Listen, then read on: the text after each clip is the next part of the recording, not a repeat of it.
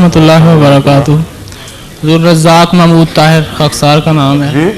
رزاق محمود طاہر, اور علاقہ سرگودا میں ناظم ارشاد کی توفیق مل رہی ہے.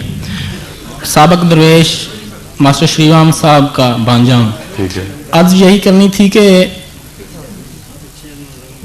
جب فرعون نے ساحروں کو بلایا اور انہوں نے رسیاں پھینکی, رسیاں سانپ بن گئیں. کس نے بتایا آپ کو؟ یہ روایت جو مشہور ہے وہ میں عرض کرنے لگا ہوں. روایت چھوڑے, قرآن کریم میں واقعہ درج ہے, وہ بتائیے. ٹھیک ہے, میں یہ عرض میں پہلے میری بات سن لیجیے. قرآن کریم پڑھے ہوئے ہیں نا آپ؟ جی انشاءاللہ تعالیٰ. ترجمہ آتا ہے؟ ترجمہ نہیں, ناظرہ پڑھا ہوں. ناظرہ پڑھا ہوں. ناظرہ پڑھتے ہیں, جی ترجمہ ہی پڑھ لیا کریں. قرآن کریم میں کہیں نہیں لکھا کہ وہ رسیاں سانپ بن گئی. ٹھیک.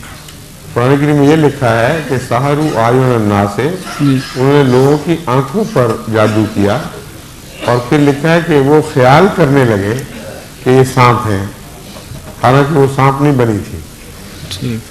تخلیق کی ہے تبدیل کرنے کی ان کو طاقت نہیں تھی. تو ایک دھوکہ تھا, نظر کا دھوکہ جس کو کہتے ہیں. اور اللہ تعالیٰ نے جب حضرت موسیٰ کو غالب دماغی طاقت عطا کی, ایک ایسا جلوہ خدا کا ظاہر ہوا چھوٹا پھینکتے وقت جی کہ موسیٰ کی ذہنی طاقت ان پر غالب آ گئی خدا کی طاقت سے, اور ان کا سارا اثر جو تھا دماغوں پر وہ ٹوٹ گیا. اچانک وہ رسیاں غائب ہو گئی, وہ جو سانپ انہوں نے دیکھے تھے وہ ختم ہو گئے.